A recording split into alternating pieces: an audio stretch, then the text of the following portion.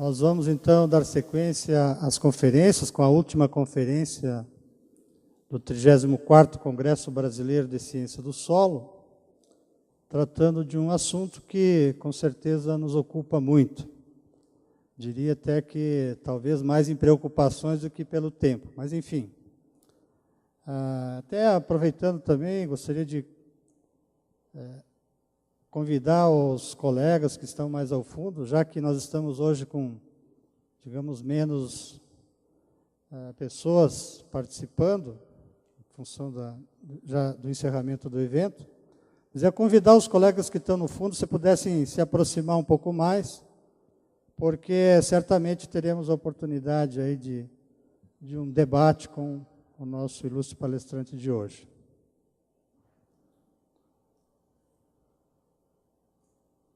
Nós vamos, então, inicialmente transmitir aqui os avisos importantes. Inicialmente, a respeito da excursão técnica Mini RCC, Solos e Altitude, do litoral sul de Santa Catarina, que tem a sua saída, então, confirmada para essa sexta-feira, dia 2 de agosto, aqui da frente do Costão do Santinho, saindo os ônibus às 7 horas. O ônibus A, então, parte às 7 horas. Então, aquelas pessoas que estão inscritas nesse veículo, por favor, estejam às 7 horas aqui na frente da recepção do Costão do Santinho. E aí o ônibus B parte às 7 horas e 30 minutos. Então, já é uma facilidade para as pessoas se organizarem.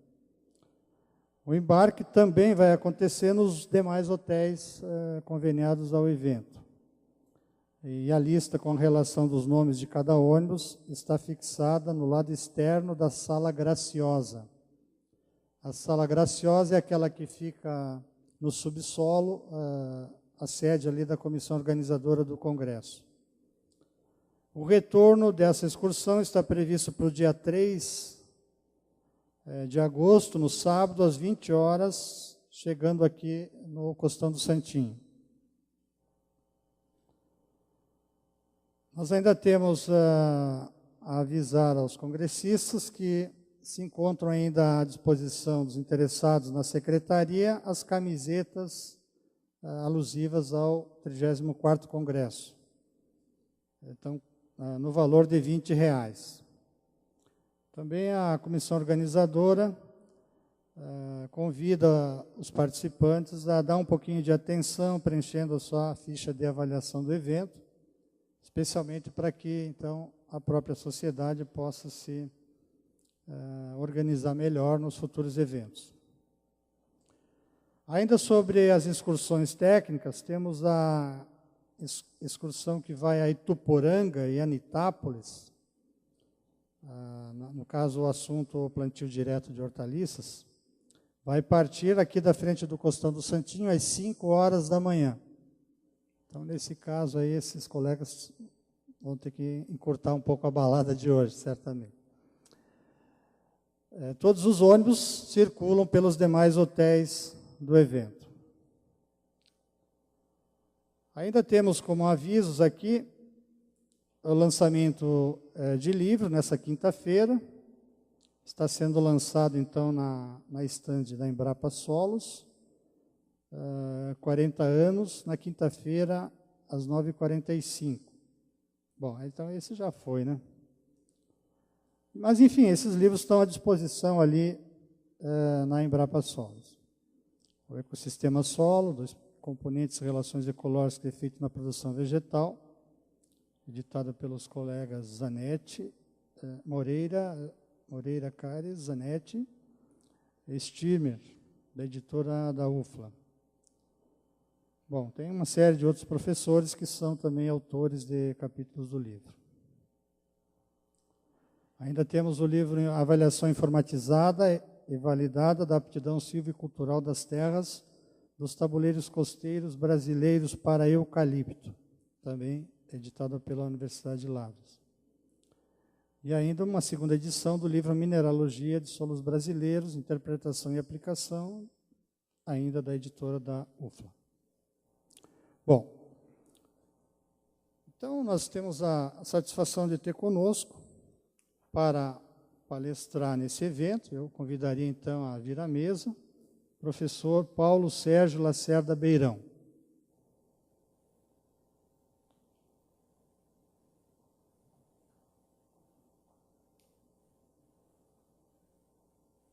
Professor, por favor.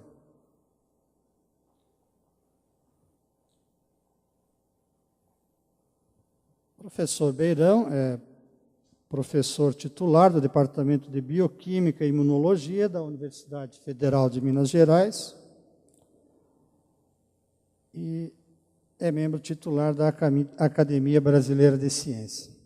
É médico formado pela Universidade Federal de Minas, tem mestrado e doutorado no Instituto de Biofísica Carlos Chagas Filho, da Universidade Federal do Rio de Janeiro, pós-doutorado pela Universidade de Leicester, na Inglaterra.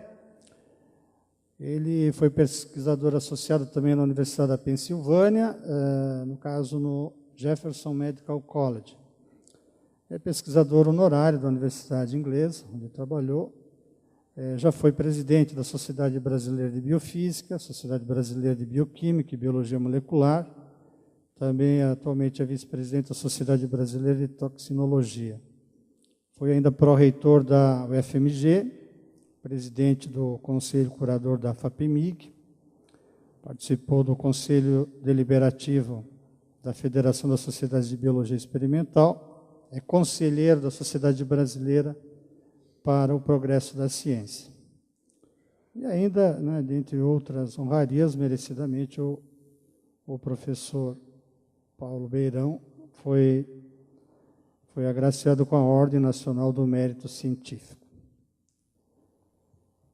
Por favor, professor.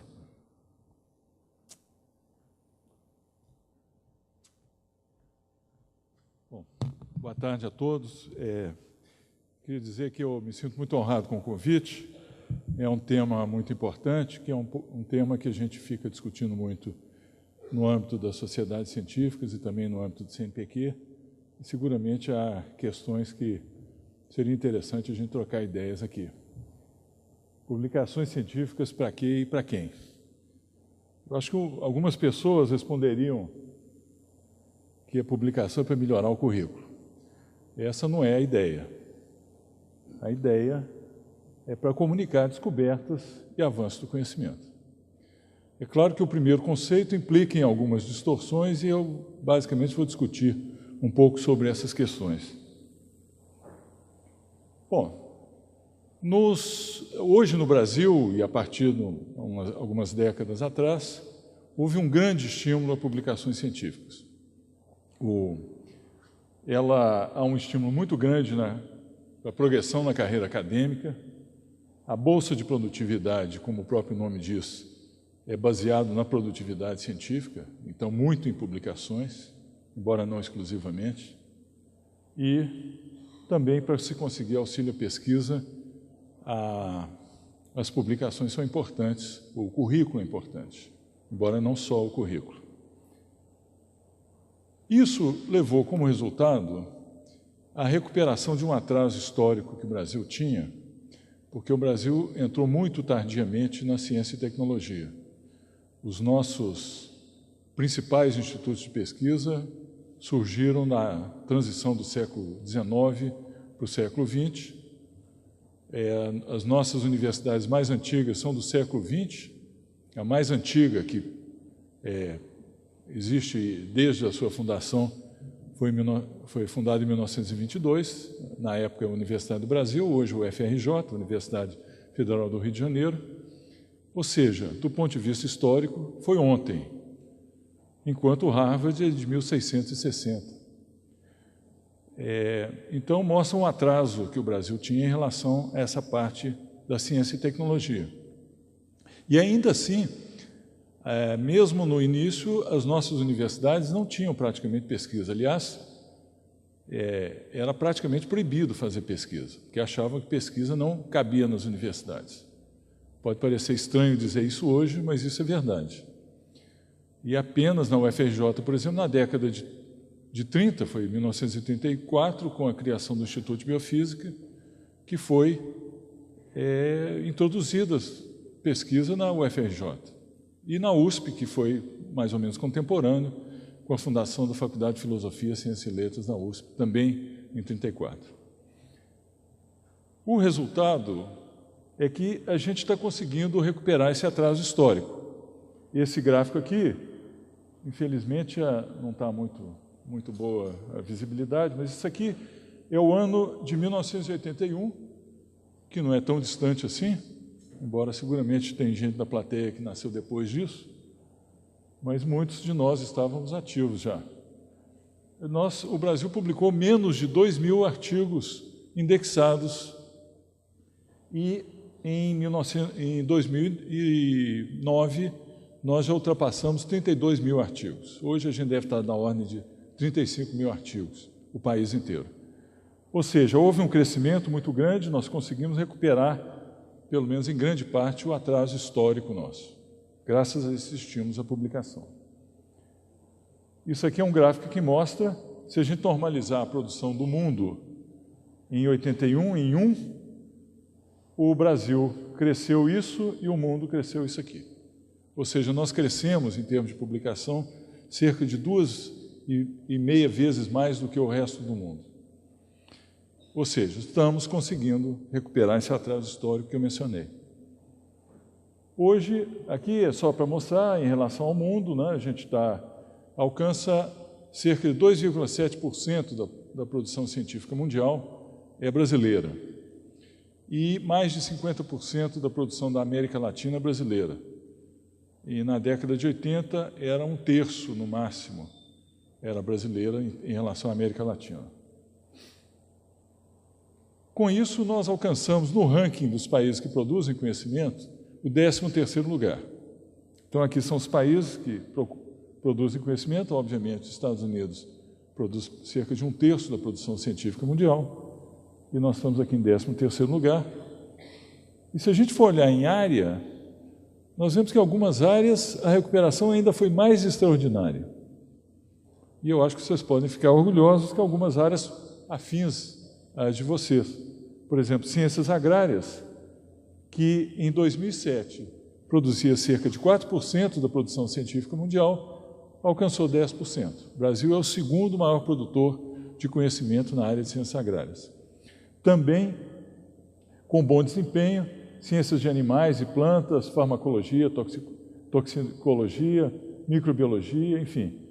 Aqui há uma predominância em ciências da vida, com exceção das ciências sociais em geral.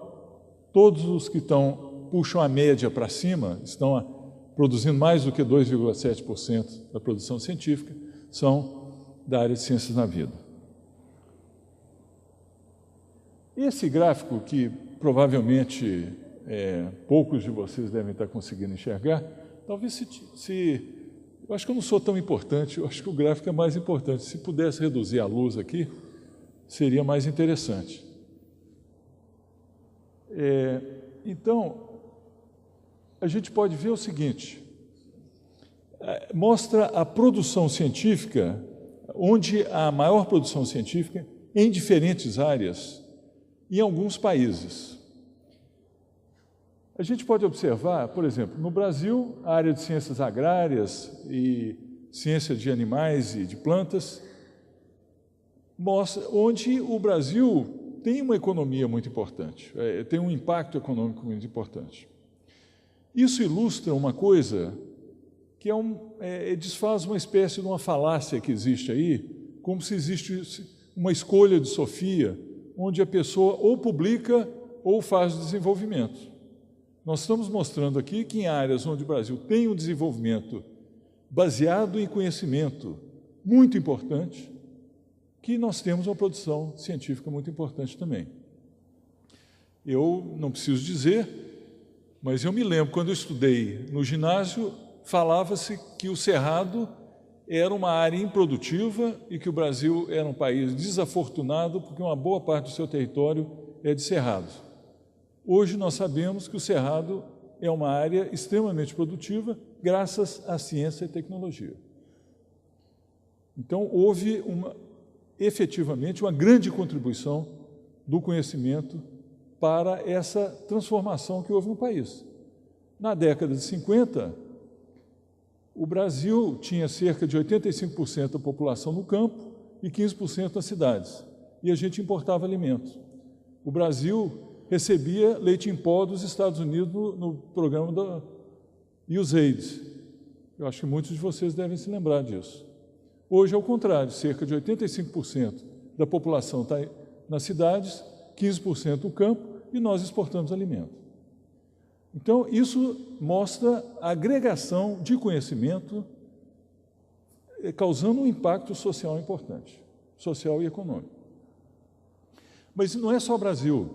Se a gente olhar outros países aqui, como a Rússia, quer dizer, a Rússia, onde publica mais, é em física e ciência espacial. Hoje, os americanos pegam um foguete russo para ir para a plataforma espacial. A Índia, a farmacologia e toxicologia. O Brasil importa, a maioria dos genéricos que a gente consome no Brasil são importados da Índia. Então, não existe essa dissociação entre ciência e tecnologia e desenvolvimento econômico. Muito pelo contrário. Bom, nós estamos falando aqui em números, quantidade de artigos publicados. E agora sempre se questiona, e com razão, e a qualidade desses artigos. Como eu vou até falar com um pouco mais de detalhe, não existe uma medida de qualidade. Não existe existem indicadores de qualidade. Um dos indicadores é o impacto das publicações. Aqui mostra nos BRICS, o Brasil é essa linha aqui, ó. Então, os indicadores, o número de citações no Brasil tem oscilado aqui, mas tem uma tendência a aumentar.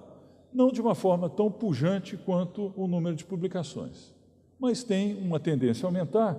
E um outro indicador interessante mostra isso também, que é isso aqui. Diz o número de artigos que o Brasil produziu que alcançaram 1% dos mais citados. No ano de 2012, o Brasil tinha publicado 56 artigos que estavam entre os 1% mais citados no mundo. E nós já passamos para 168 em 2011. Ultrapassamos a Rússia, por exemplo, que foram 152. E os outros países, outros BRICS, estão na frente do Brasil. Então, a conclusão que se pode chegar é o seguinte: a gente tem aumentado muito e de uma forma até muito visível a publicação em número de artigos e tem também melhorado, embora de uma forma não exuberante, o impacto dessas publicações, mas tem aumentado. Bom, então fica a questão seguinte: como é que a gente deve avaliar um currículo em relação às publicações? Obviamente, é importante mencionar, mas eu não vou discutir isso, existem outras coisas nos currículos que são importantes também. Eu talvez mencione um pouquinho um outro aspecto, mas focando apenas na questão das publicações, como avaliar? Bom, na minha opinião, a melhor avaliação ela é feita pela análise de qualidade das publicações, feita com tempo, por um comitê independente, idôneo, de especialistas na área, sem interesse direto e pessoal no resultado da avaliação. Esse seria o método ouro, né? O método que se aproxima do ideal. Claro que tudo tem... O ideal não existe, né? Agora, isso dificilmente se consegue fazer. É só mencionar esse tipo de visão que eu estou falando para vocês. Ele é compartilhado pelas agências mundiais. Isso se expressa por essa declaração de princípios que foi feita em maio do ano passado, dizendo quais são os princípios que orientam a avaliação de mérito, de currículo e também de projetos, não só de currículo. Basicamente diz que são aquilo que, de uma forma mais sintética, eu apresentei, acrescentando aqui dados como imparcialidade, que é o idôneo e sem interesse, que seja apropriado, ou seja, o tipo de julgamento apropriado ao tipo de chamada, confidencialidade, aspectos éticos, etc. E transparência também. Mas voltando então, só que o problema que tem desse método é que nem sempre isso é possível fazer. Ele é possível fazer em concursos que não sejam agora um número exorbitante de candidatos, né? E avaliações externas de grupos, departamentos ou cursos, onde se pode fazer com vagar, com pessoas idôneas. Infelizmente, e isso é um comentário à parte que eu faço, mas eu acho que não posso deixar de fazer, com uma obsessão brasileira agora de justicialização de tudo, os concursos passaram a exigir coisas muito medidas objetivas, como se você pudesse avaliar qualidade com medidas objetivas. Como eu vou insistir, não existem medidas de qualidade, existem indicadores. E isso leva a distorções. E eu lembro a frase do Einstein, que diz que nem tudo que é importante pode ser medido, e nem tudo que pode ser medido é importante. Eu acho que a qualidade não é uma coisa mensurável e é uma coisa importante. Então, com isso, em nome de uma objetividade, frequentemente se mede a coisa errada, só porque ela é objetiva. Então, a gente vê alguns concursos onde você tem os candidatos, a banca pode conversar com eles, questionar, mas é obrigada a ficar contando paper, como se isso é que fosse importante. Bom, eu sei que isso provavelmente é uma coisa polêmica, mas eu acho que é uma questão que está muito colocada para a sociedade brasileira agora. E aí isso é um comentário pessoal. Eu não estou falando nesse momento em nome do CNPq, porque o CNPq não tem uma posição em relação a concursos, né? Não lhe cabe ter posições. Então a pergunta é essa: existe uma medida de qualidade? Vamos ver algumas tentativas de medir qualidade. Um seria o número de artigos em periódicos com corpo editorial. Qual que é o pressuposto desse indicador? Na verdade, está se delegando ao referir ou ao editor dos periódicos a avaliação da qualidade do trabalho. Quer dizer, tem uma certa lógica. Se uma revista avalia o trabalho e publica muito, significa que os trabalhos têm qualidade. No entanto, há problemas. Entre outros, a qualidade do julgamento não é a mesma em todas as revistas. Consequência, se a gente usar simplesmente esse critério, e é importante chamar a atenção que as agências têm um poder indutor muito grande, para o bem e para o mal, há um estímulo à realização de projetos menos arriscados. Por quê? É o projeto que vai dar certo, vai dar uma publicação. O arriscado corre o risco de não dar uma publicação. E é isso que o país quer? Só projetos menos arriscados significa menos inovador. Porque o inovador é aquele que está na fronteira do conhecimento, onde o pesquisador não sabe o resultado que vai dar. Se ele souber, não é inovador. Alguém já fez antes. Opa!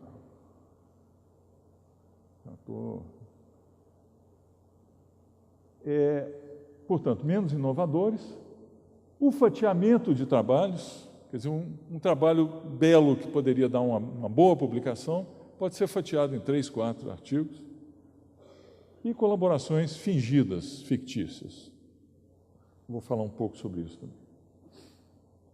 Bom, um jeito de tentar resolver esse problema é ponderar pelo fator do impacto, com o pressuposto, que não é absurdo, mas também não é perfeito, de que as revistas que têm alto impacto são mais exigentes quanto à qualidade. Em geral, são. Então, com isso, o fator, mas há problemas. O fator de impacto é muito dependente do tamanho da área de conhecimento, inclusive da cultura da área. Tem áreas que o número de citações, sei lá, 3 ou 4 está bom. A matemática, por exemplo, o Einstein, nos trabalhos dele, não citava ninguém. Já algumas áreas, se você tem menos de 50 citações, referências depois, você está deixando de... Enfim, está violando a cultura da área. E, obviamente, áreas que têm um grande interesse vão ter mais gente publicando e mais citações. A área de aeronáutica, por exemplo, é uma área que o mundo tem uma experiência muito grande, tanto que a gente bota as pessoas no espaço. No entanto, o público é muito pequeno e o índice de citação é muito pequeno nessa área. Então, isso é um problema, nessa medida.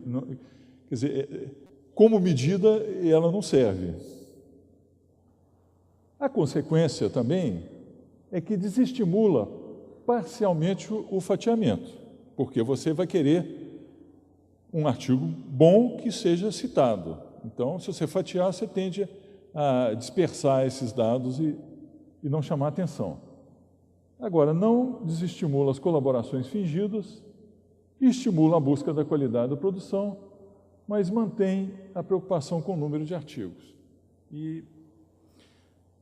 Bom, outro tipo de coisa que se busca para a medida da qualidade: número total de citações. O princípio aqui é que agora nós estamos delegando não para referir para o editor, mas para a comunidade, porque a comunidade é que vai ler o artigo e que vai fazer as citações. Então, o pressuposto é que os artigos de qualidade serão mais citados. Obviamente, isso tem problemas também. Ele, de novo, depende do tamanho da comunidade interessada. Revisões e artigos de métodos tendem a trazer grandes distorções. Na minha área tinha um sujeito que era campeão porque durante décadas o método de dosagem de proteína do Lowry era o que todo mundo usava, então todo mundo citava. Eu usei o método Lowry, punha a citação dele, então quase que todo o trabalho de bioquímica tinha o Lowry, ele estourava a boca do balão, aí, como se diz. Um ou poucos trabalhos muito citados podem desvirtuar a medida e estimulam autocitações e é acumulativo. Quer dizer, não cai, né? Consequências: estimula a autocitação, estimula também a busca da qualidade e a publicação em boas revistas. Isso é o lado positivo dessa medida. Outra medida é a média anual das citações. E esse, de novo, baseia-se nos mesmos princípios do somatório, porque está se delegando à comunidade da área a avaliação da qualidade. Agora, ele tem algumas vantagens, não é cumulativo. Agora, tende a reduzir lentamente, mesmo que o pesquisador pare de produzir. Porque no outro, se o sujeito parar de produzir, o número de citações não cai. Esse, a média de citações no ano, começa a cair. Corrige parcialmente as distorções causadas por artigos anormalmente citados. Agora, depende da comunidade da área do conhecimento. E a consequência desestimula parcialmente o fatiamento, dentro daquele princípio, né, mas não a autocitação. Estimula a boa qualidade nas publicações. A média de citações por artigo. De novo, baseado no julgamento pela comunidade da área, ele não estimula a produção de artigos e é altamente dependente do tamanho da comunidade, de novo. Agora, ele estimula a busca da qualidade, desestimula a produção de artigos fracos. Por quê? Se eu publico um artigo fraco, eu estou fazendo a média por artigo, ele vai diminuir o número de citações, então ele vai puxar a média para baixo. E, às vezes, me interessa você publicar uma coisa que não vai ser nada tão importante, mas que é uma contribuição que se dá ao conhecimento, mesmo que não vá atrair tanta atenção. E pode diminuir, portanto, a produção.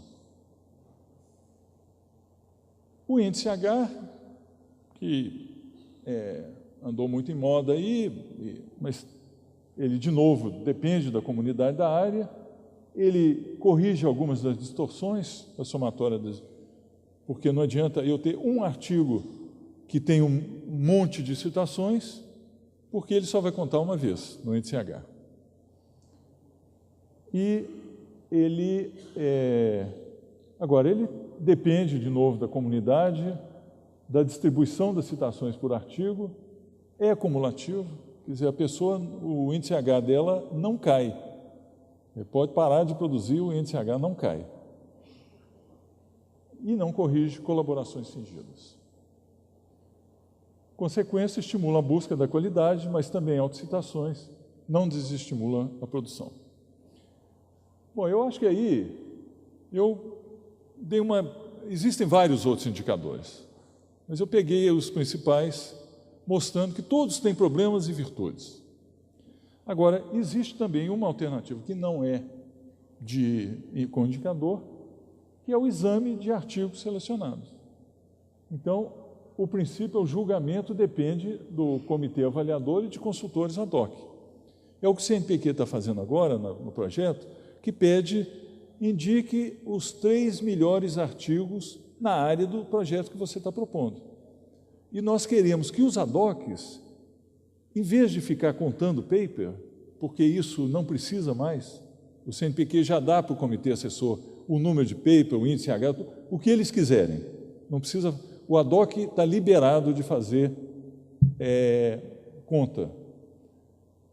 Nós queremos do ad hoc que ele olhe os artigos e o projeto também, né? Eu estou falando mais das publicações, e fale assim, essas publicações são muito boas, ou então elas são fracas. E o que a gente está querendo? Que pelo menos os pesquisadores tenham pelo menos 3 publicações que possam chamar a atenção e primar pela qualidade, ou seja, nós estamos procurando estimular a qualidade.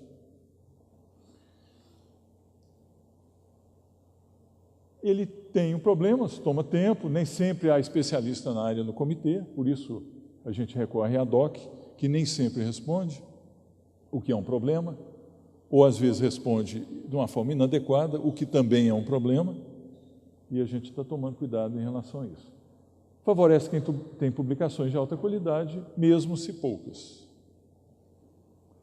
Vantagens: é possível avaliar a contribuição individual do candidato ao grupo e desestimula colaborações fictícias, porque aí fica mais fácil você identificar a contribuição das pessoas.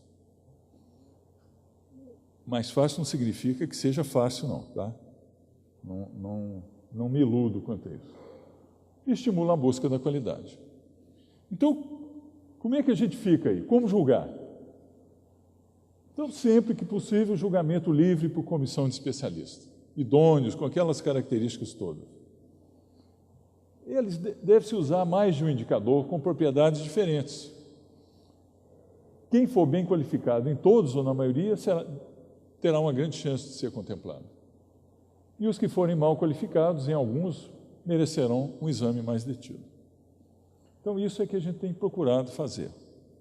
E aqui eu faço uma declaração de fé, ou de descrença, na verdade, da existência de uma única medida numérica da qualidade. Bom, então, só para exemplificar, um comitê pode pegar, por exemplo, uma possível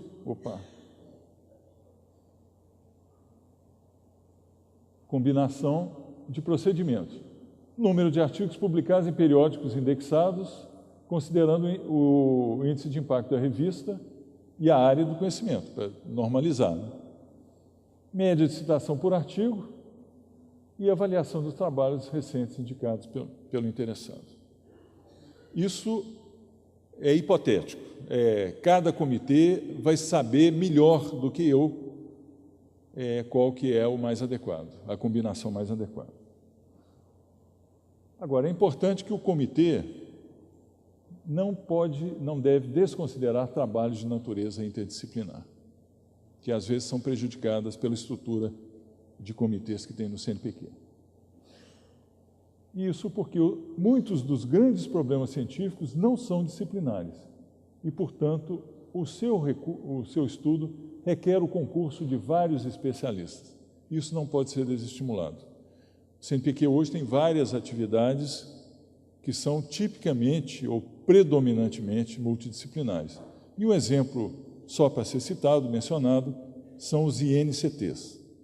Dos 125 INCTs, a grande maioria é temático, é voltado para um determinado problema e não disciplinar. Portanto, tem um recorte diferente dos CAs permanentes. Então, a conclusão é que publicar não é necessariamente bom, publicar muito. Agora, não publicar é sempre ruim. Essas são palavras do nosso presidente. Agora, embora o tema seja publicação, eu vou falar um pouquinho também de outros modos de produção importantes e onde o Brasil tem uma carência maior. Por exemplo, patentes.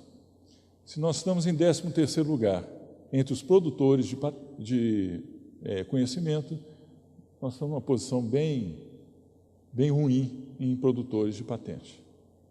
Aqui existe esse índice de inovação global que lista os países pelo grau de inovação. A gente vê que o Brasil não está aqui nessa lista, puxa aqui, e achamos o Brasil aqui na 58ª posição. Ou seja, há um problema aí que a gente precisa trabalhar.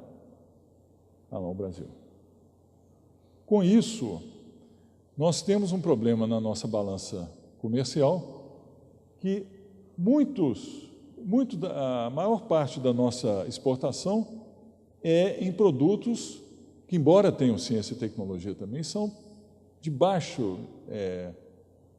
nível de ciência e tecnologia, baixo valor agregado. E nós importamos produtos com alto valor agregado. Um exemplo dramático é o café. Nós importamos café da Itália, que provavelmente não tem um pé de café. Eu já vi até sachêzinho de café da Coreia, que eu acho que eles nem sabem como é que é o pé de café. Talvez tenham visto em foto alguma coisa no Google Images. Ou seja, há necessidade de recuperarmos o nosso atraso nessa área. Isso, nós, CNPq, estamos querendo estimular, nós fizemos uma modificação no Lattes, que, entre outras coisas, colocamos indicadores de inovação, quer dizer, aqui, e também uma outra que eu vou só mencionar, a área de educação e divulgação da ciência também tem uma posição mais evidente para mostrar a importância que a gente está dando para isso. Agora, de fato, o Brasil tem um número de pesquisadores pequeno em relação à população. Esse dado é da Unesco, mostra a proporção de pesquisadores nos países desenvolvidos, aqui a média mundial e aqui está o Brasil. Ou seja, o nosso número de pesquisadores é abaixo da média mundial. Esse slide ele tem duas leituras, uma pessimista e uma otimista. O pessimista eu acabei de falar. A otimista é que essa barra azul é 2002 e a verde é 2007. Em 5 anos, nós praticamente duplicamos o número de pesquisadores. Mas ainda estamos muito atrás. Só para ter uma ideia, se o resto do mundo ficar quieto e nós continuarmos a crescer nessa velocidade, nós vamos alcançar o Canadá em 2030, por aí, a Suíça em 2050, e eu não vou me alongar, mas eu só mencionar que uma das bases do programa Ciência Sem Fronteira é exatamente isso, quer dizer, nós precisamos buscar competência mundial para poder superar esse nosso atraso, sem prejuízo da competência Quer dizer, nós não estamos substituindo uma coisa pela outra, não. Estamos adicionando. Isso, então, são os indicadores. De novo, mostra o atraso histórico do país em relação à titulação de mestrado e doutorado, e aqui o mestrado profissional, mas nós já estamos titulando cerca de 12 mil doutores por ano, é mais ou menos a média aí no ano passado. Ou seja, estamos conseguindo recuperar esse atraso, mas ainda, embora seja extraordinário o que foi feito, ainda tem muito o que ser feito. Então, aqui mostra o Brasil em relação ao número de pesquisadores, em relação à população economicamente ativa, e aqui mostrando uma correlação entre proporção de pesquisadores em relação à população e aqui o PIB per capita, mostrando que os países mais desenvolvidos, ou seja, os mais ricos, têm mais pesquisadores em relação à população. O Brasil está aqui. Agora, a tarefa não é trivial, porque nós temos também um problema com o ensino básico. Isso aqui é o perfil da escolaridade do país. Um pouco mais de 50% da população não tem o fundamental completo. E a proporção de pessoas com doutorado é 0,12%, quer dizer, muito pouco. Então, nós não podemos também ignorar esse problema, e eu acho que as universidades e os centros de pesquisa têm que se envolver também na questão da educação básica. Por isso é que o CNPq colocou educação e difusão da ciência como coisas importantes no seu Lattes. E, além de tudo, a educação básica, além de fraca em termos de atendimento à população, quer dizer, agora até nos jovens nós estamos atendendo praticamente 100% na fundamental e um número bastante expressivo no ensino médio, mas a qualidade ainda está aquém do necessário. E o indicador aqui é um indicador internacional, que é esse teste PISA, que mostra os países num ranking. Os números em azul são aqueles países que alcançaram, os seus alunos alcançaram média superior à média mundial. Em verde, são aqueles que estão em torno da média mundial, mais ou menos um erro padrão. E em vermelho, estão abaixo da média mundial, significativamente abaixo. O Brasil não está nessa lista no ranking, mas se eu puxar aqui, ele aparece aqui embaixo, todo vermelho. Ou seja, nós temos um problema sério para recuperar aí também. E uma outra, só para mencionar, quer dizer, explica muito a nossa deficiência de produção de patentes, é que a maioria dos nossos pesquisadores estão nas universidades e uma proporção muito pequena está nas empresas. O setor empresarial é a barra vermelha e a amarela é o setor das universidades, ensino superior. E aqui é governo. Os países desenvolvidos, a maior parte dos pesquisadores estão nas empresas. Por isso, produzem mais patentes. É porque a gente tem doutor demais nas universidades? Não, nós temos de menos. Isso aqui são os indicadores mostrando, eu já vou direto para as universidades, que, em média, nas universidades, 44% que têm um doutorado. Nas universidades, nos institutos, se for colocar também faculdades isoladas, só 30% têm doutorado. Nas particulares, cai aí para 16,5% nas faculdades e universidades, e só nas universidades 24%. Ou seja, nós temos poucos doutores mesmo. Bom, voltando à questão das publicações, eu apresentei vários problemas que os indicadores trazem, por exemplo, autoria fingida, citação indevida, Em função disso, o CNPq publicou, está na página, algumas diretrizes sobre integridade na atividade de pesquisa. Das 21 diretrizes, 20 se referem a publicações. E principalmente porque a gente, na realidade, o CNPq, como a maioria das agências, com algumas exceções importantes, financia uma parcela muito pequena dos pedidos. Só para exemplificar, eu sei que muita gente já deve ter tido o edital universal negado pelo CNPq. Se serve de consolo, eu digo que das propostas que a gente recebe, a gente atende de 15% a 20% no máximo dos pedidos. Ou seja, nós temos 85% a 80% de pedidos não financiados. É claro que alguns não alcançam o mérito, o comitê acha que não tem problema, mas existe uma parcela muito grande que recebe aquela cartinha que gera alguma revolta.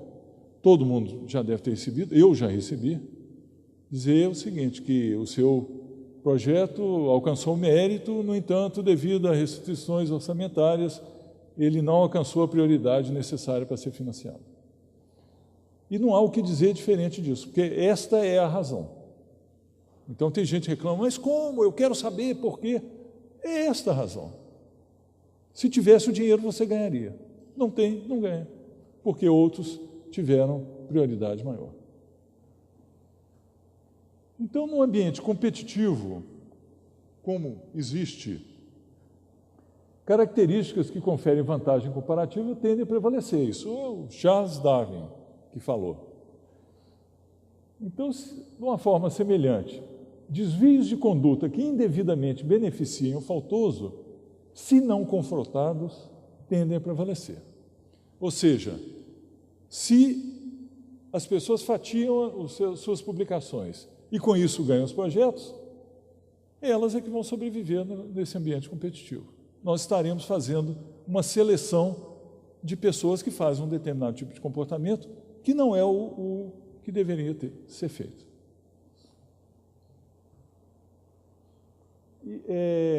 Essa é uma questão tão importante que na segunda reunião desse órgão que foi criado no ano passado, em maio, essa segunda ocorreu agora em maio desse ano, foi feito um Statement of Principles of Research Integrity, ou seja, são princípios que devem ser usados internacionalmente pelas agências. Esse órgão é um órgão de agências de fomento. Eu não vou passar um por um aqui os princípios do CNPq, eu só quero chamar a atenção para alguns que dizem respeito àquelas distorções que eu mencionei quando eu falei daqueles indicadores. Então, esse aqui, basicamente, são mais a questão de divulgação, de dar crédito, ou seja, a gente está querendo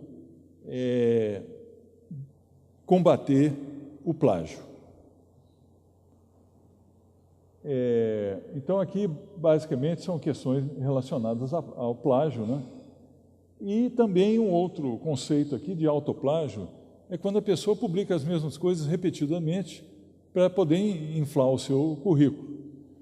Isso, obviamente, não é uma coisa desejável. A gente quer, ao avaliar o currículo, avaliar a capacidade que a pessoa tem de gerar conhecimento, que é o que se pretende no projeto de pesquisa.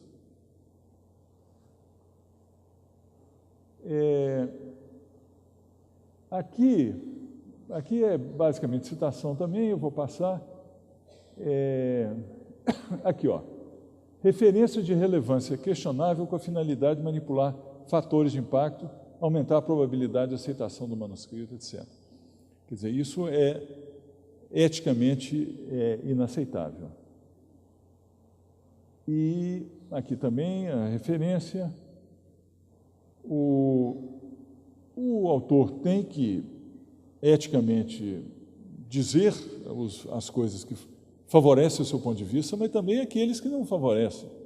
E se ele está convencido do ponto de vista dele, deve trazer os argumentos para mostrar por que ele não acredita ou, enfim, dar uma outra interpretação para aqueles que estão contrários ao seu ponto de vista.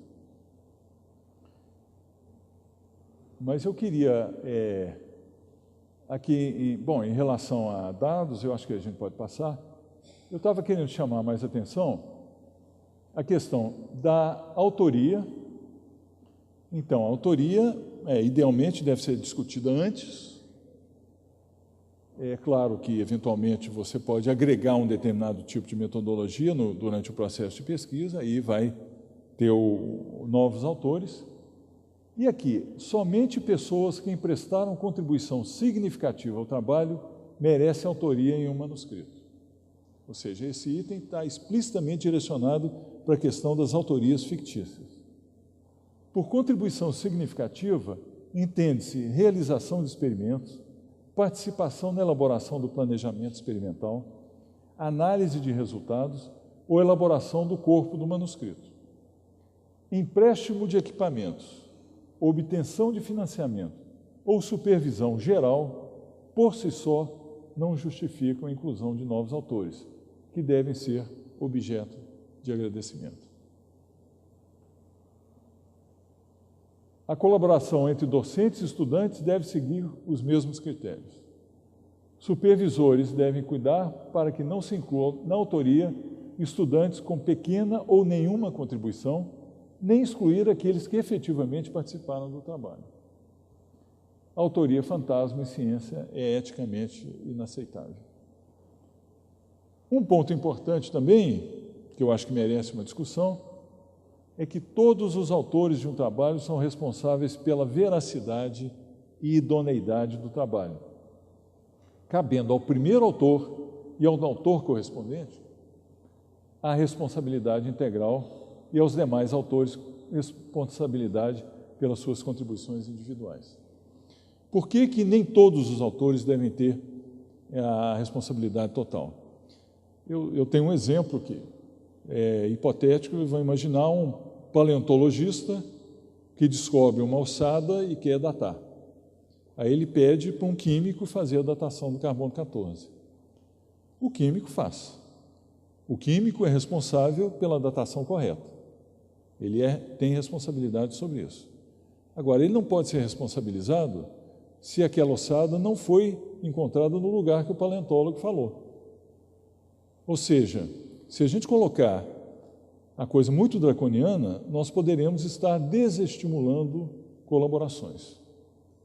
Agora, o paleontólogo, ele vai ser responsabilizado também, porque ele escolheu o químico, ele tem que ter uma responsabilidade sobre essa escolha. E, finalmente, os autores devem ser capazes de descrever, quando solicitado, sua contribuição pessoal ao trabalho. É o que, por exemplo, nos concursos a gente pode fazer. Vem lá um candidato cheio de publicações, você pergunta candidamente, e o que é que você fez em cada um desses? Às vezes essa pergunta é embaraçosa. Bom, isso aqui é o único que não diz respeito a publicações, e é meio óbvio, mas se não constasse, ficava parecendo que a gente não estava dando bola, né? Quer dizer, todo o procedimento tem que ser ético. E, com isso, eu encerro a minha fala e estou disposto a discutir aí as perguntas. Muito obrigado.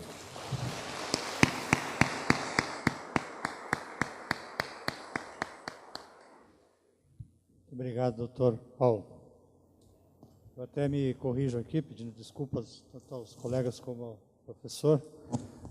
Não mencionamos que ele atualmente é diretor de Ciências Agrárias, Biológicas e da Saúde do CNPq, com certeza, merecidamente. Nós ainda não temos perguntas. Então, eu aproveitaria aqui para fazer uma provocação ao professor. Obviamente que temos várias questões de interesse nesse momento, que certamente vão surgir. Eu peço aos colegas que façam as suas perguntas. Mas considerando a temática da própria conferência, publicar a ciência do solo, as demais ciências, para que e para quem, provocaria também o professor para fazer um comentário relativamente assim, a importância e a valoração dessa dimensão mais, digamos, social, uma publicação mais voltada ao que seria a sociedade, ao público. Bom, essa pergunta ela é boa porque ela enseja um comentário que eu depois até achei que deveria ter incluído na minha palestra, sobre diferentes naturezas de chamadas do CNPq. Atualmente, o CNPq tem atuado da seguinte forma. Com os recursos dele, e também captando recursos do FNDCT, nós temos uma chamada que é tipicamente uma chamada que é a universal, em que nós estamos propondo financiar coisas que são propostas que vêm do orientador, do pesquisador. Ou seja, são aquelas propostas onde o pesquisador pode perceber que tem uma janela de oportunidade, tem uma coisa que estimula a sua própria curiosidade. Isso é avaliado quanto ao mérito e a gente financia aí de 15% a 20% das propostas. Agora, nós temos várias chamadas onde existe um foco com o problema. Essa chamada, em geral, a gente tem recursos de ministérios que trazem, por exemplo, eu estava conversando com o Ivan, falando aí o MDA, por exemplo, nós temos várias chamadas com o MDA, onde há problemas ligados ao MDA, que a gente pode atrair pesquisadores, pessoas que têm já uma competência, daqueles poucos pesquisadores, que naquela proporção em relação à população que eu mostrei para vocês, que podem ser atraídos para tentar buscar esse problema. Esse tipo de chamada, ele tem um determinado tipo de avaliação que é diferente da avaliação que é feita para o universal. Porque aí sim, o projeto tem até um papel mais importante e o foco também é a experiência da pessoa naquela determinada área. Eu tenho um exemplo bastante claro. Nós temos uma chamada de popularização da ciência. Obviamente, no currículo Lattes, aquelas abas que estão sobre educação e popularização da ciência vão ser mais valorizadas do que uma publicação acadêmica convencional. Quer dizer, nós temos métricas diferentes dependendo da natureza da chamada. É o que o Global Research Council chama de appropriateness. Quer dizer, tem que ser apropriada ao tipo de chamada que a gente está fazendo. Isso, então, o CNPq tem feito. Agora, esse mês, tem um número enorme de chamadas que foram apresentadas e tem várias outras que... Então, estejam atentos no site do CNPq, que pode ser que tenha algum tipo de problema que está sendo colocado pela sociedade, através dos ministérios, órgãos públicos, principalmente, mas tem um ou outro caso de empresa também, onde nós estamos atraindo essa competência nacional para a solução desse problema.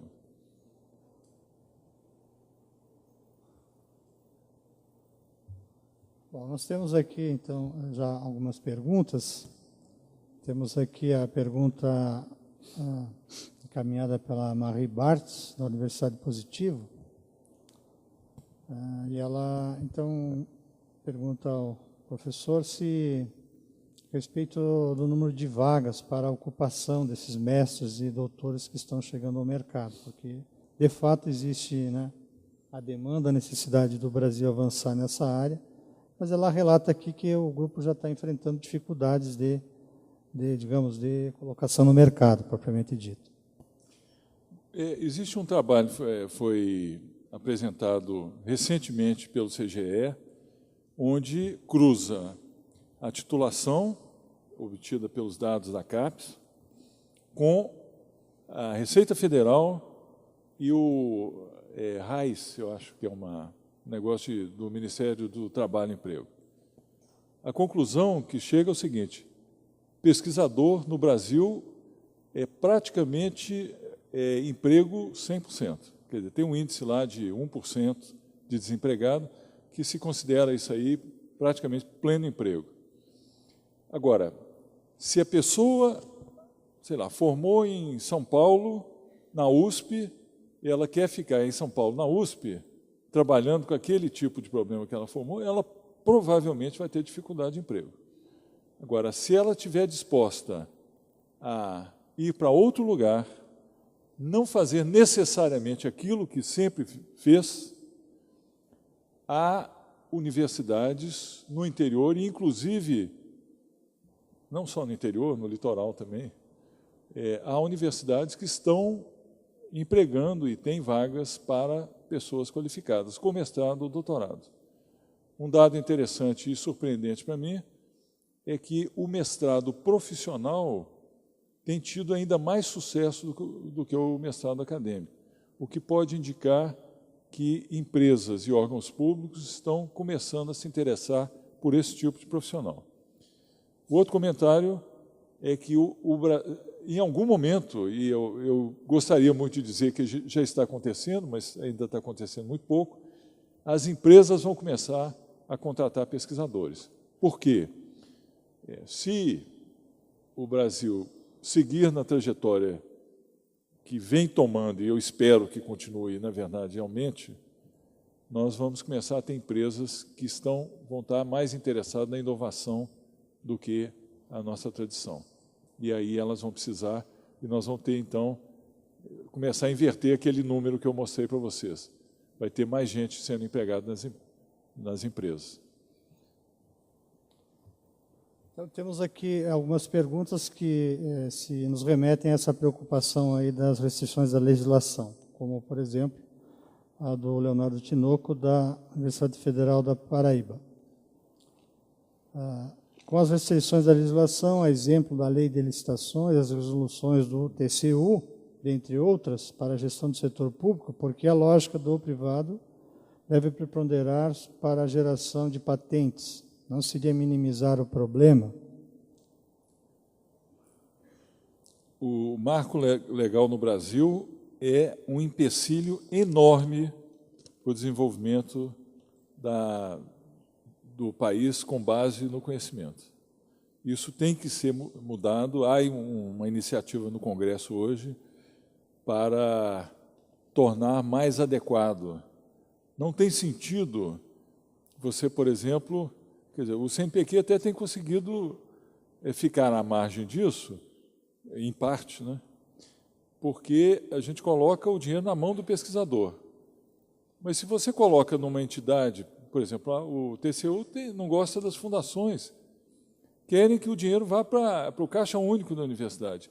Isso é a morte, é jogar o dinheiro fora. Porque a universidade é tão amarrada, e as fundações também são muito amarradas, não por culpa delas, mas ainda consegue fugir um pouquinho. Então, um dos maiores empecilhos hoje no país é a nossa legislação. Isso concordo plenamente. Temos uma questão aqui, talvez de resposta mais rápida, inclusive não tenho o autor aqui, mas eu acho que é levada para o seu comentário. Se a remuneração do pesquisador brasileiro é correspondente aos níveis internacionais para justamente fazer frente a esse desafio de aumentar a produção científica brasileira.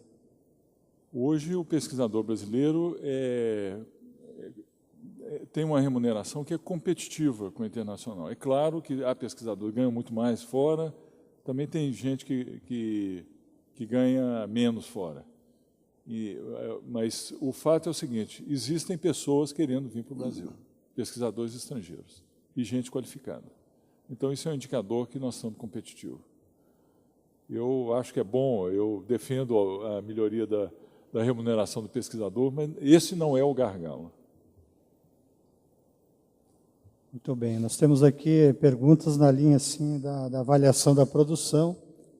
Por exemplo, a do William Natali, da Unesp, que questiona o fato do JCR ser calculado em 2 anos e que, entretanto, muitas pesquisas que são realizadas nas ciências do solo né, aqui ele cita várias sub-áreas, tem necessidade de ensaios com um tempo maior, 4, 5 anos até.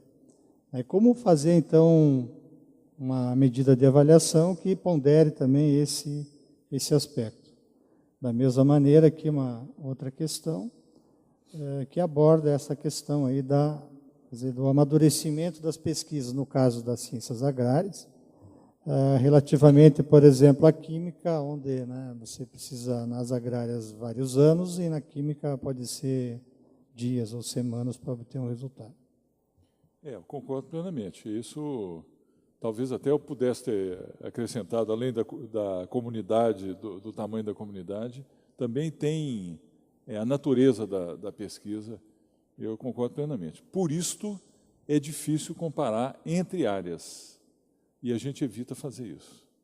O que a gente está tentando fazer é comparar dentro da área a evolução, ou seja, então nós estamos usando os mesmos critérios para ver se a área está evoluindo ou não, e também a comparação com o resto do mundo, para ver como é que nós estamos em relação ao resto do mundo. Aí nós estamos usando os mesmos problemas, os mesmos parâmetros que afetam a nós, afeta eles. Mas tem razão, dependendo. Um outro exemplo é a matemática. Matemática, a produção é muito pequena. Um sujeito que tenha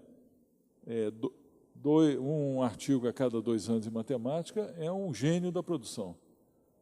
E em algumas áreas, se fizer isso aí, ele está demitido, que é considerado muito pouco. Então, há realmente problemas de comparação entre áreas. Nós temos aqui questões que se nos remetem à questão dos periódicos, por exemplo, a do Adelto Araújo, da Rural do Rio de Janeiro, onde ele pede o seu comentário sobre essa questão da multiplicação de novos periódicos e o fato também de alguns serem multitemáticos, né? Qual seria a sua visão sobre essa questão, que ela realmente traz uma complexidade maior e diminui a própria qualidade, então, do sistema de avaliação, dos pareceres da DOC mesmo. E ainda tem mais uma, já no mesmo contexto, do professor Wagner Batista, da Universidade do Mato Grosso, que também trata aqui de artigos de algumas instituições, como ele cita aqui, CERN, C-E-R-N, onde verifica se até 500 ou mais autores de uma publicação. Sim, do CERN, Não, aí, de novo, depende da área. O CERN realmente tem... Eu acho que teve uma publicação que teve mais autores do que palavras no texto da publicação. Tem uma que teve mais de 1000 autores. Obviamente, acredita-se que todos contribuíram de alguma forma e seriam capazes de dizer em que contribuíram. São projetos grandes. Agora, isso é olhado sempre dentro da perspectiva da área.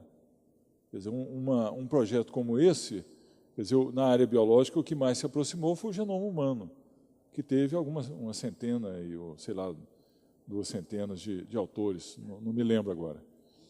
Porque cada um sequenciou um pedaço do genoma e contribuiu.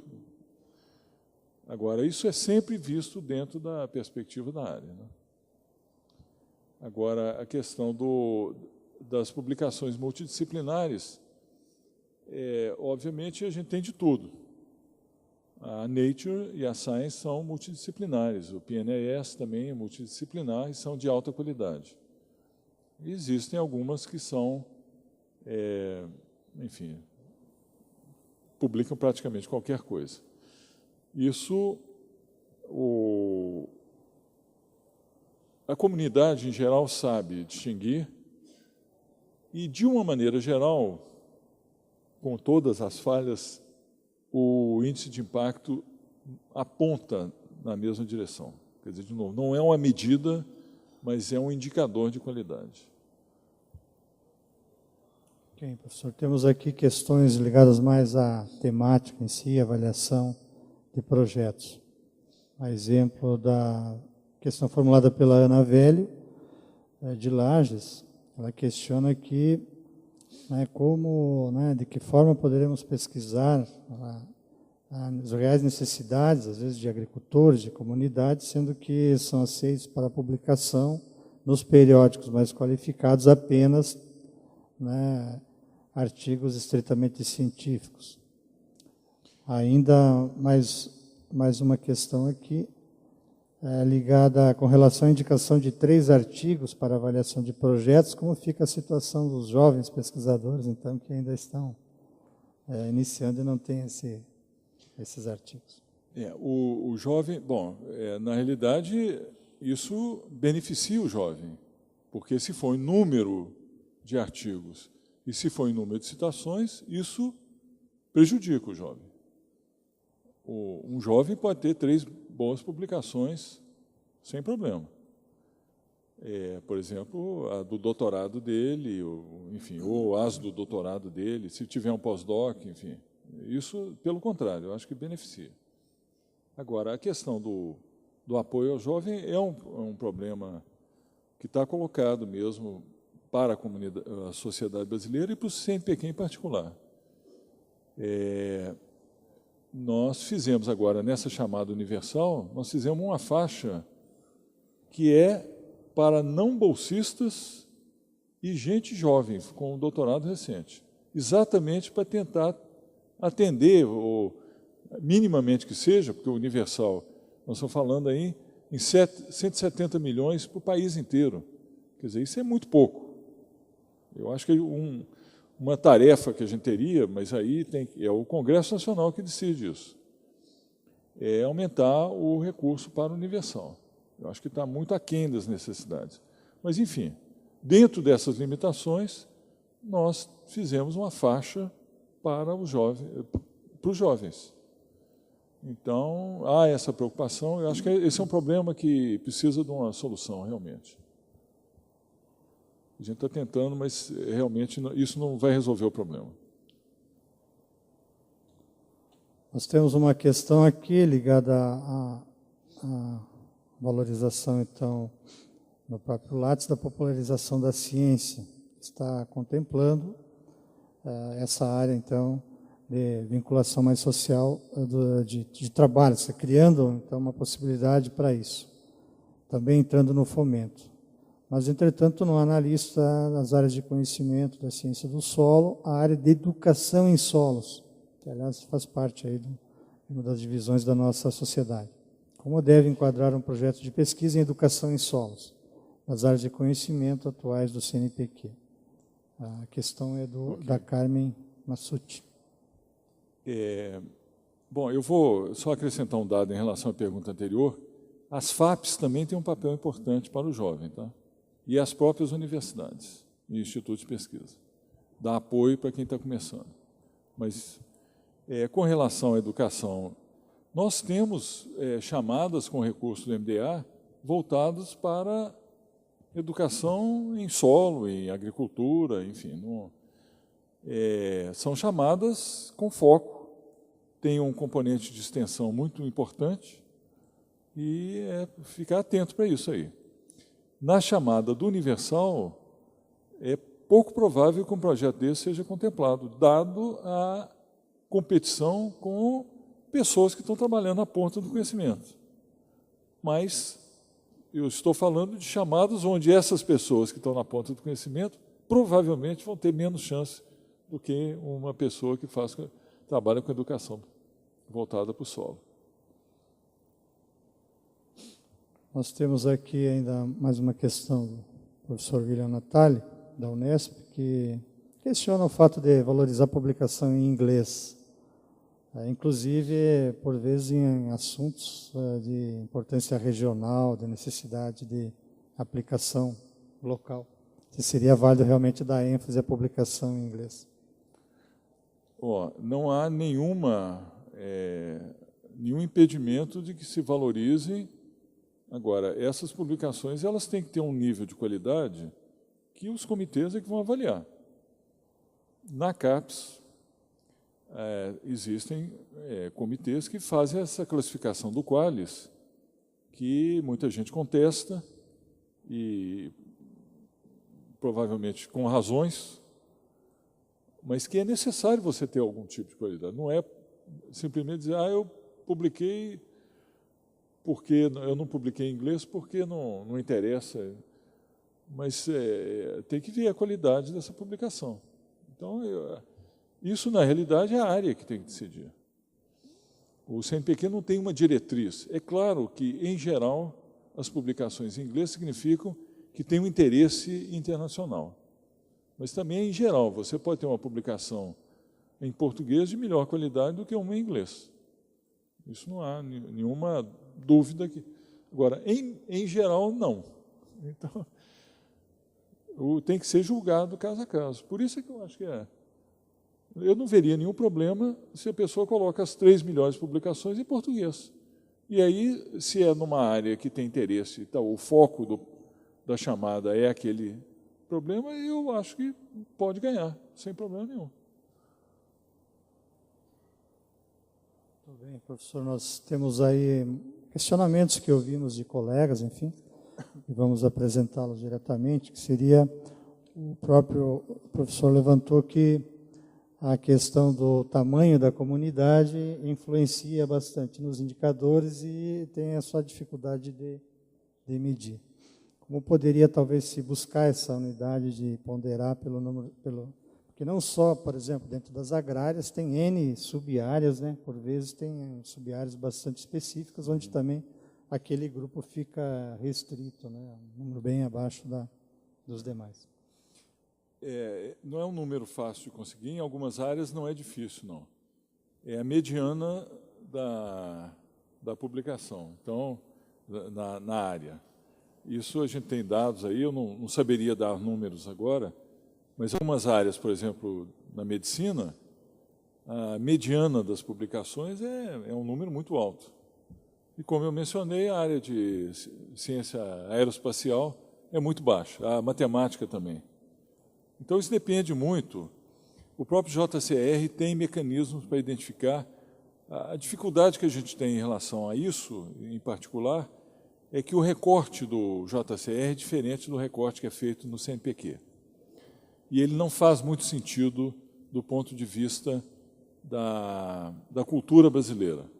Por exemplo, na minha área, no JCR, é bioquímica e ciências biológicas. Ou seja, pelo nosso contexto, seria bioquímica mais ecologia, mais zoologia, mais botânica, o que não tem, não faz sentido na nossa cultura. A bioquímica está muito distante dessas áreas. Então, mas em alguns casos é fácil, não é difícil ver que a mediana é diferente dependendo da área. E aí, então, você pode normalizar em relação à mediana. Quer dizer, aquelas publicações que estão acima da mediana, elas tendem, de novo, não é uma medida, elas tendem a ser mais exigentes, ter maior impacto e refletir uma melhor qualidade.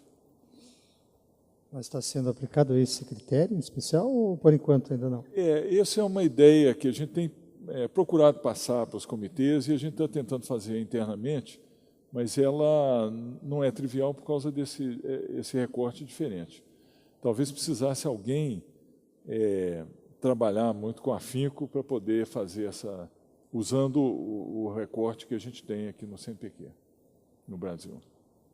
Mas a questão está chegando, então? A questão está chegando, Ok, nós temos aqui questões que vão um pouco em direção assim, à crítica da estrutura, do sistema. Pode fazer crítica, não tem problema não. Temos aqui, por exemplo, um questionamento, até não tem nome aqui, mas enfim, se nem tudo que é importante é medido, como foi citado, né, isso não pode distorcer o sistema de avaliação só pela produção de papers? Eu achei que eu tinha respondido. Sim, pode. Por isso a gente está evitando isso. Tem aqui a pergunta do Vladimir Melo, da Universidade Federal de Roraima, que está se fazendo para evitar o problema do engessamento administrativo das instituições universitárias e de pesquisa, além do desperdício de recursos. Enfim, uma questão... Existe uma iniciativa que está no Congresso Nacional que tem o nome de Código de Ciência e Tecnologia. Ele puxa uma deixa da Constituição, se não me engano, artigo 218, que diz que será dado tratamento prioritário à pesquisa básica. Então, a partir disso, está sendo buscado um conjunto de leis que dão um tratamento diferenciado para os investimentos em ciência e tecnologia e reduzem muito desse engessamento que tem, que a gente até tem progredido um pouco, mas já houve época que você chegava e falava, e alguns órgãos do controle ainda têm essa mentalidade. Assim, no seu projeto você disse que ia comprar 12 caixas de luvas, e você comprou 24. Então, tem um... Como? Quer dizer, é um absurdo. Gente, se você sabe prever tudo que você precisa num projeto de pesquisa, significa que ela não é novidade. Se você está na fronteira do conhecimento, você necessariamente não sabe direito o que você vai precisar, porque você está lidando com o desconhecido. Então, se você dá um tratamento para as compras, como se dá para construir uma ponte, onde você pode saber exatamente quantos sacos de cimento você vai precisar, não está fazendo pesquisa. Então, esse tipo de conceito, nós já estamos conseguindo passar para os legisladores e um pouco também para os nossos órgãos de controle. Embora sempre tenha uns percalços, de vez em quando tem lá um recém-formado lá que chega todo eufórico e começa a criar caso, porque parece que a coisa que mais interessa é criar caso. E vem com umas bobagens dessa, e gasta-se um tempo enorme. Quer dizer, quem é dirigente universitário, de órgão público, sabe o quanto de aborrecimento, quanto de tempo que tem que se dedicar para ficar respondendo coisa que seria uma bobagem, que nos países desenvolvidos isso nem aparece essa dúvida, porque é óbvia. Mas a gente ainda fica com esse marco legal. De vez em quando tem uns progressos, né? A lei da inovação, por exemplo, criou várias possibilidades de flexibilização, mas aí vem sempre um chato lá que não desconhece a lei da inovação e quer usar a 8666, que é a que ingessa as coisas todas, uma das que ingessa as coisas todas. Então, este é um problema sério do país e, realmente, se a gente não resolver esse problema, nós não temos futuro entre a sociedade cujo desenvolvimento vai depender do avanço do conhecimento. Professor, a propósito dessa questão, o presidente aqui da nossa Fundação de Pesquisa Estadual mencionou que estaria sendo construída uma PEC relativamente a... Não, pois é, exatamente esse Código de Ciência e Tecnologia. Agora, ele é tão complexo, ele envolve mudanças de lei, que as coisas, de vez em quando, ficam emperradas também na discussão. Mas eu diria que há uma boa vontade da parte... Eu diria não, eu posso afirmar que há uma boa vontade da parte do Congresso para resolver esse problema. E, notadamente, de alguns parlamentares que têm se envolvido diretamente nessa questão. Então, eu vejo com um certo otimismo. Eu acho que a gente vai superar essa dificuldade. Eu não sou tão otimista em relação ao tempo. A última avaliação de um parlamentar, aliás, eu vou até citar o nome, porque precisa ser, que é o Cibá Machado, que é senador pelo Acre. Ele tem enfrentado essa questão e ele disse que até o final do ano a gente consegue. Mas eu acho que é pouco provável que consiga até o final do ano. Mas tem gente... E ele não é o único também, não. Tem vários, mas aí eu ia ter que citar um número grande, eu podia omitir alguém. Mas o Cibá Machado foi quem levantou essa lebre inicialmente. Tá, muito bem. Temos uma questão aqui. Pediria para quem ainda formular, podemos ter mais uns, se o professor admitir, mais uns 5, 10 minutos aí. Pediria que sempre identificasse os autores da pergunta. Mas tem uma questão aqui que pode ser interessante de ouvir o seu comentário sobre a importância da renovação de quadros das instituições, né, se isso poderia ser objeto de uma política de fomento também, pesquisadores antigos, novos, ou convivência. Eu até sou muito favorável à convivência, né, de quadros mais antigos, sempre com novos também no meio. Eu acho que essa é uma questão muito importante. Nós temos que prestar atenção nisso. Eu diria que há vários mecanismos e, agora, no fundo, nós vamos precisar de mais recursos para a ciência e tecnologia no país também. Aliás, um número que eu não passei para vocês, mas que é importante ter em mente, os países, em média, investem 2,2% do PIB em ciência e tecnologia e inovação. O Brasil está investindo 1,1% a 1,2% do PIB. Ou seja, nós estamos abaixo da média mundial. A Coreia estava investindo 3,5% e está querendo investir 4% do PIB. Não é à toa que nós estamos cheios de produtos coreanos. Talvez aquela tela ali seja coreana, o carro de muita gente aí é coreano, o computador de muita gente que está aqui é coreano. Não é à toa. E a Coreia não era isso na década de 60 ou 70, por exemplo. Investiram acentuadamente em formação de gente, inclusive no exterior, e na ciência e tecnologia. Mas, então, dito isso, mesmo com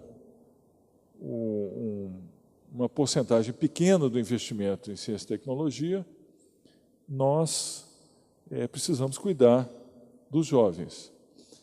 É claro que o jovem, ele dificilmente vai conseguir um recurso vultoso para montar um laboratório onde ele seja o dono, né, digamos assim. Na falta de uma palavra, me ocorreu uma palavra melhor. É melhor ele se associar com outras pessoas, jovens ou não.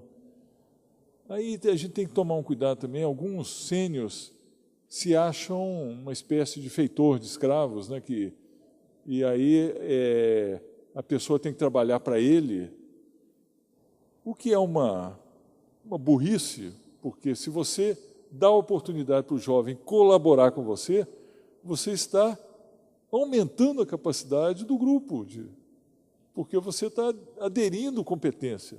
Agora, se o cara tem que trabalhar para você, as ideias vão ser suas, quer dizer, você só vai ter mais braços para trabalhar. Então, a gente tem algumas pessoas têm um pouco essa mentalidade, né, meio colonialista, né, mas, enfim, eu acho que a associação é importante. A gente está criando mecanismos para a pessoa começar a ter algum recurso, são recursos pequenos. Espera-se que as universidades e institutos de pesquisa deem apoio para os jovens. As FAPES também têm um papel importante nisso. Nós temos programas, juntamente com as FAPES, os primeiros projetos, o PPP. Temos também programas de grupos intermediários, além do Pronex, né, do Grupos de Excelência. Então, o jovem tem que achar o seu nicho e dificilmente ele vai conseguir, e aí não é só no Brasil, é no mundo inteiro, o sujeito chegar só porque ele é jovem, a não ser que seja um cara extraordinário, ele vai ter todo o recurso que ele precisa para fazer as coisas sozinho. Então, esse é a minha sugestão para os jovens que possam estar me ouvindo aqui, para procurar, sempre agregando alguma coisa a mais, que aí é que ele começa a se diferenciar e começar a formar o seu próprio grupo. Eu acho que esse aqui seria o caminho. Professor, também foi nos solicitado que ele formulasse uma questão relativa à avaliação de projeto pelos comitês, que trata de um problema também levantado pelo senhor, que é a coautoria, né? Onde, então, alguns pesquisadores de instituições não universitárias teriam essa dificuldade de expandir o seu volume de produção em face de não ter grupos, estudantes, enfim. Então, eles pediriam um comentário seu sobre isso, se tem algum mecanismo previsto para estar filtrando um pouco essas publicações fictícias, digamos. Não, você diz... ou diferenciar, quer dizer, o pesquisador que não tem envolvimento com orientados, que ele... isso aqui é um problema. Até saiu uma vez uma manifestação, não sei se até um abaixo-assinado, dizendo o seguinte, que o Einstein não teria bolsa do CNPq. Ele baseava em duas afirmativas, uma falsa e uma verdadeira. A falsa é que o Einstein tinha sido pouco produtivo. Na realidade, se vocês olharem no Google aí, o Einstein foi muito produtivo, muito produtivo. E se for colocar qualidade, então aí ele bombava, né? Não tinha... Agora, a outra coisa é o seguinte, ele parece que não formava gente, não orientava. E aí, sim, é um critério em muitos comitês que a pessoa tem que orientar na pós-graduação. Então, aí eu inverto o comentário. Eu diria que se o Einstein fosse brasileiro, ele provavelmente orientaria na pós-graduação. O que a gente está querendo com isso?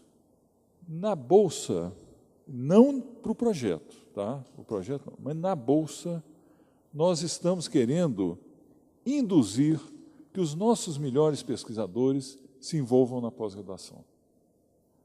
É o mecanismo indutor na Bolsa. Da mesma forma que nós estamos fazendo com a aba de inovação e da educação e popularização da ciência, nós estamos querendo induzir que essas pessoas se envolvam com essas temáticas também. Obviamente, não é que todo mundo tenha que fazer tudo, não. Não me entendam mal. Mas, se a pessoa é um bom pesquisador e ainda se envolve com a educação e popularização da ciência, ele tem uma vantagem comparativa na hora de disputar uma bolsa. Nada mais do que justo, pela natureza do país. A bolsa é um mecanismo de induzir coisas que o país precisa. Então, precisou no passado de aumentar a publicação, e quando eu critico essa distorção que existe de contar paper e tal, houve um momento na história do país em que isso foi importante.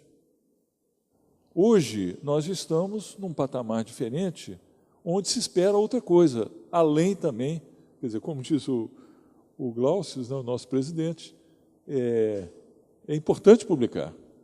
Publicar demais não é necessariamente bom, mas é importante publicar.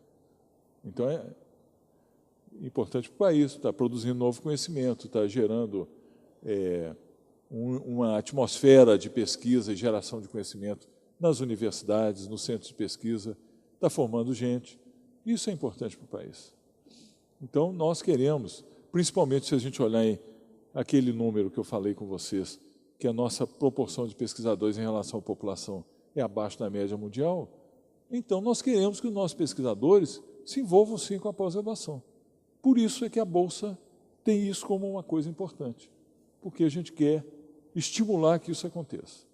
Então, a minha resposta a esse comentário de que o Einstein não teria bolsa do CNPq, eu inverto. Ele, se fosse brasileiro, ele estaria envolvido na pós-graduação. Professor, a questão aí do investimento em ciência e tecnologia à base do PIB, né, foram apresentados os valores, faria uma questão assim relativa do ponto de vista de recursos públicos e privados, se no caso do público o Brasil seria mais competitivo, já que os números em geral tendem a nos induzir a essa... Qual seria a situação brasileira, então, considerando apenas o recurso do Estado, o recurso público? Perfeito. Foi bom ter falado, que isso é importante registrar. Se a gente for considerar o investimento estatal, quer dizer, o Estado brasileiro, não só federal, né, todo o recurso público em ciência e tecnologia, e comparar com o resto do mundo, nós estamos um pouco abaixo, mas não tão abaixo. Quando a gente compara o investimento privado, aí é que estamos muito abaixo. Os números dão mais ou menos o seguinte: a gente está 0,56% de investimento público, e eu acho que é 0,9% a média mundial. Esses números, eu não estou muito seguro da exatidão deles, mas é em torno disso. Agora, para compor os 3,5%, por exemplo, que eu mencionei, da Coreia, e que vai a 4%, tem dinheiro da Samsung, da Hyundai e dessas companhias todas que estão investindo nos seus centros de pesquisa e, por isso, estão produzindo sempre equipamentos que são competitivos internacionalmente. Então, realmente, do ponto de vista do investimento público, a discrepância não é tão grande. O Brasil ainda é menor, mas em relação ao privado nós estamos muito aquém. E olha que nós temos algumas empresas que investem bastante em ciência e tecnologia. A Embraer, não é à toa que é líder em aviões de médio porte, né, da aviação regional, líder mundial, e é a terceira maior produtora de aviões do mundo. O Brasil tem essa peculiaridade: nós conseguimos fazer aviões competitivos internacionalmente e não temos carros nacionais. Será que avião é mais fácil de fazer? Deve ser o contrário, né? Mas é porque não temos empresas investindo em tecnologia de automobilística, empresas nacionais. A Petrobras é líder mundial em prospecção de águas profundas, tem muita pesquisa, muita colaboração com universidades, e esses seriam os exemplos que dão algum financiamento ainda na área de ciência e tecnologia no país, de origem privada. Ok, professor, temos ainda uma última questão mais específica, que a professora Adriana Monteiro, do Instituto Geral de Ciências ou de Química da UFMG, questiona o fato de que no edital MDA, até então, não tinha previsão, possibilidade de pesquisadores da universidade participarem do projeto ou coordenarem o projeto. Se isso mudou no novo edital, ou vai mudar? Ué, Adriana, eu não estou sabendo disso, não. Se for, tem um erro aí, porque não há nenhuma razão para se excluir pessoas de universidades. Eu não sei responder. Eu estou, na verdade, surpreso com essa afirmativa.